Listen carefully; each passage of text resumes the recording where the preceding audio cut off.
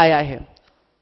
पूरे संसार के ज्ञानियों को एक तरफ रख दीजिए और तुलसी को एक तरफ रख दीजिए। मुझे इस वक्त जिनकी मुझे सबसे अधिक कमी महसूस हो रही है सुलेमान आसिफ साहब की, वो मुझे एक बात हमेशा कहा करते थे कि पूरी दुनिया में अगर मुझे सिर्फ एक अजीम तरीन शायर को चुनना हो, किसी एक दानिशमंद को चुनना हो, तो मैं केवल और केवल तुलसी को चुनूंगा, क्योंकि उसने इतिहास के अंदर इतने कम समय बीते हैं तुलसी को गए हुए, उसने अपनी एक काव्य पुस्तक को एक धर्म ग्रंथ बना दिया।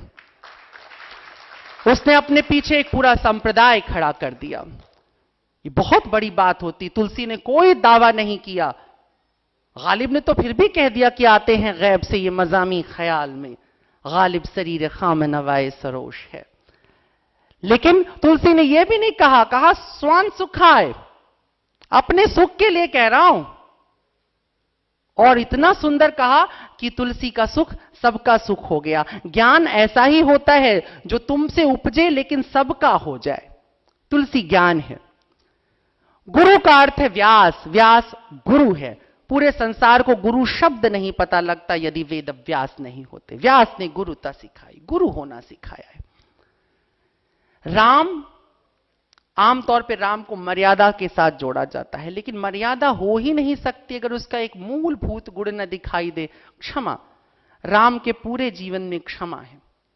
जितना क्षमाशीलता में एक देखो, हम लोग क्षमा करते हैं, माफ करते हैं, जाओ माफ कर दिया। ये माफ करना नहीं होता है, ये तो अपने पास हम इकट्ठा करते हैं, अपने अहंकार के अंदर कुछ पूंजी रखते हैं कि मैंने बड़ी माफी की है। लेकिन जो संपत्ति शिव रावण ही दीन दिए दसमाथ, सोई संपदा विभीषणी सकुचि दीन रघुनाथ। ये सकुचाना सिर्फ उसी में हो सकता है जिसमें क्षमाशीलता है। ये सकुचाना प्रेम है, गहरा प्रेम है। और राम के अंदर क्षमा है, इसलिए वो सबको क्षमा करता चला जाता है। उनको भी क्षमा कर देता है जो उसके नाम का मिसयूज करते हैं, लेकिन वो सबको क्षमा करता चला जा रहा है। जब हम कृष्ण की बात करते हैं तो आओ एक शब्द में कृष्ण को समझें। कृष्ण को अगर हम एक शब्द में समझना चाहें तो हम कहेंगे कृष्ण प्रेम है। लेकिन जैसे ही मैं कहता हूं कृष्ण प्रेम है, तो एक और बात आती है कि ऊपर बताए सारे के सारे गुण बगैर प्रेम के उत्पन्न ही नहीं होते। इसलिए कृष्ण को पूर्ण ब्रह्म और पूर्ण परमात्मा की उपाधि दी गई। कुछ भी नहीं हो सकता, न ध्यान हो सकता है, न क्रांति हो सकती है, न समर्पण हो सकता है, न विद्रोह हो सकता है, न दया हो सकती है, न क्षमा हो सकता है, कुछ भी नहीं हो सकता है, न ज्ञान उत्पन्न हो सकता है अगर प्रेम नहीं है तो। इसलिए कृष्ण सर्वेश्वर है, सबसे ऊपर है, योगेश्वर है, सब उसका ही ध्यान करते हैं। और कृष्ण है कैसा? कृष्ण की विशिष्टता क्या है? तो कृष्ण की कोई विशिष्टता नहीं है। यही कृष्ण की विशिष्टता है। सबकी एक विशिष्टता है। एक छोटा से छोटा आदमी भी होता है, वो भी अपनी एक विशिष्टता गिनाता है, लेकिन कृष्ण कोई विशिष्टता नहीं। गुण खोजो तो कृष्ण में, अवगुण खोजो तो कृष्ण में, सब कुछ कृष्ण में है। जैसे रात सब कुछ छुपा लेती है अपने भीतर, सब समा जाता है, काले रंग में सब विलुप्त हो जाता है, वैसे ही कृष्ण के अंदर सब चला जाता है। न कुछ पाप बचता है, न कुछ पुण्य बचता है, न कुछ अच्छा बचता है, न कुछ बुरा बचता है। बहुत से व्यास, बहुत से मनीषी ये मरहम लगाने की कोशिश करते हैं कि नहीं नहीं कृष्ण ने ये नहीं किया था, नहीं नहीं कृष्ण वो इसलिए नहीं कर रहे थे, वो क्षीर जब चुरा रहे थे गोपियों की तो दरअसल वो उन्हें नारी शिक्षा दे रहे थे। जब वो माखन चुराते थे तो वो बाल लीला कर रहे थे। वो 16,000 उनकी पत्नियां नहीं थी, वो 16,000 नारियां थीं। ये भी हैं, व्याख्याओं में आएंगी बहुत सी व्याख्या। ये तो कथानक है, बहुत कुछ हो जाएगा, लेकिन स्वीकार करने में समस्या क्या है? जब कृष्ण को किसी चीज को लेकर के अस्वीकृति नहीं थी तो आपको क्यों है? कृष्ण को वैसे ही अगर स्वीकार कर लिया गया होता जैसा वो था, तो शायद ये पूरी मानवता बदल जाती। क्योंकि कृष्ण अवतरित तो हुआ था, लेकिन अभी भी पूरी धरा पर उसका अवतरण नहीं है। कृष्ण अभी भी प्रतीक्षारत है कि वो कभी आएगा। वो तब आएगा जब आप उसे अपने हृदय में स्थान देंगे, और आप अपने हृदय में स्थान दें। हमें राम अच्छा लगता है, भारत ने अपना नायक चुना तो राम को चुन लिया, कृष्ण को नहीं चुना। क्यों चुन लिया राम को? क्योंकि राम स्वप्न है, सुंदर सा स्वप्न है, एक खूबसूरत स्वप्न है, यूटोपिया है। जब हम राम की बात करते हैं तो हमारे सामने एक ऐसा आदर्श होता है जो हम कभी नहीं हो सकते हैं। और जब हम राम की बात करते हैं तो हमारे पास एक ऐसा आदर्श होता है जिसकी युगों से प्रतीक्षा है और युगों तक प्रतीक्षा रहेगी। राम समाज को लेकर के चलता है, ऐसा हम समझाते हैं। ऐसा है नहीं, लेकिन ऐसा हमने समझा दिया है लोगों को।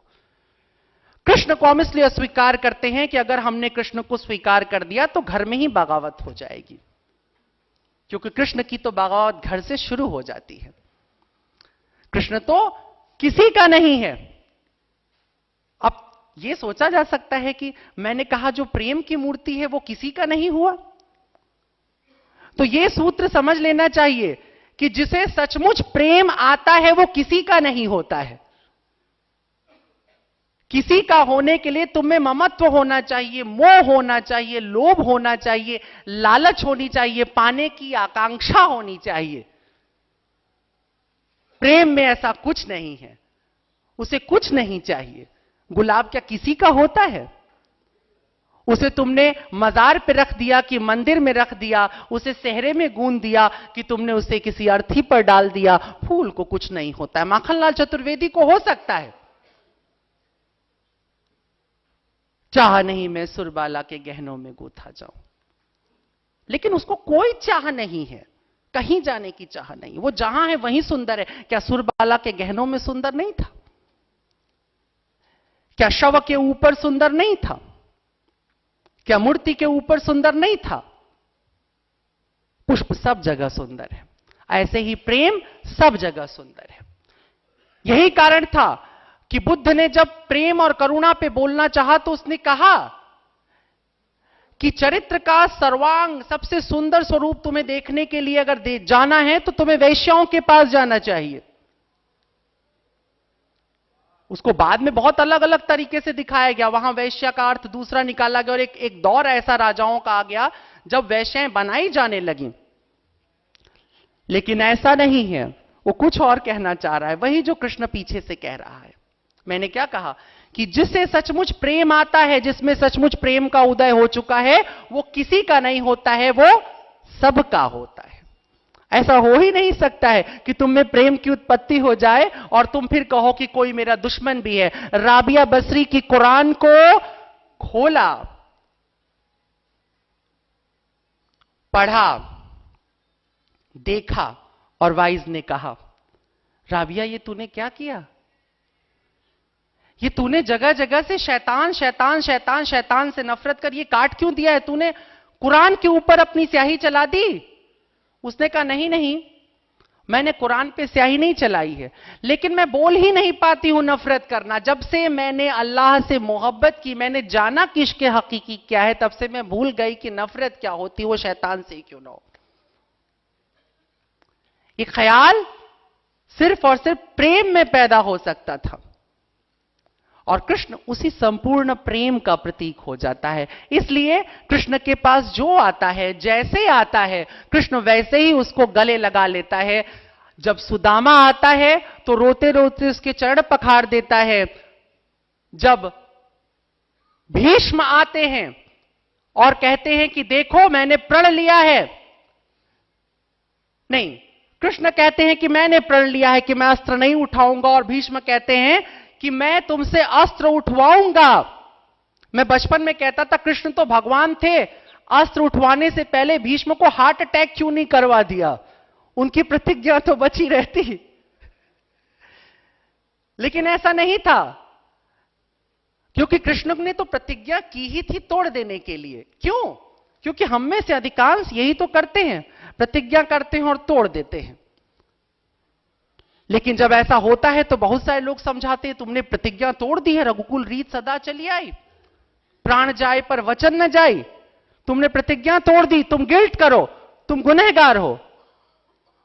कृष्ण ने कहा ना, प्रतिज्ञा टूट सकती है। क्यों? क्योंकि प्रतिज्ञा तुम्हारी थी ही नहीं।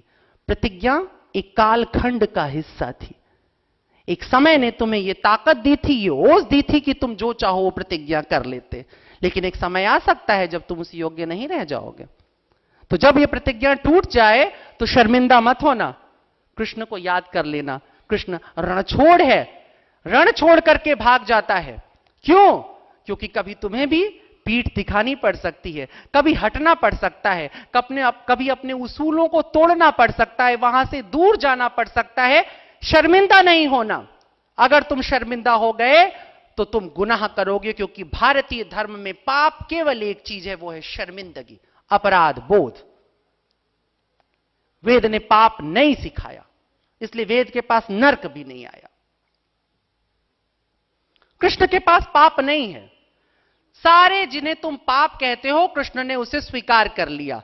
इसलिए नहीं कि तुम अब इसके बाद व्याख्यान सुनने के बाद खूब पाप करना, इसलिए नहीं, सिर्फ इसलिए कह रहा हूं कि यदि त्रुटिवश गलती से कुछ ऐसा हो जाए तो उसके लिए अपराधी मत महसूस करो, उसमें सुधार लाओ, उसे बदलो, उसे परिवर्तित करो। कृष्ण ने अपना प्रण तोड़ दिया, भीष्म को उसकी प्रतिज्ञा को सफल होने दिया, कृष्ण सर्वेश्वर बन गया और भीष्म शरसैया पे लेट गया। कृष्ण लेटा है, प्राण जाने को है, बुलाता है, कृष्ण से कहता है तुम मेरे सामने खड़े रहना जब तक कि मेरे प्राण ना निकल जाएं, जब तक मेरा शरीर तुम में, मेरी आत्मा तुम में विलीन ना हो जाए, तब तक तुम मेरे सामने से मत हटना। ये वो कृष्ण जिसकी प्रतिज्ञा तोड़ने के लिए वो खड़ा था, आज वो कहता है मेरे मरने, मेरे अंतिम श्वास तक तुम मेरे समक्ष खड़े रहना। और कृष्ण खड़ा है। ये प्रेम है,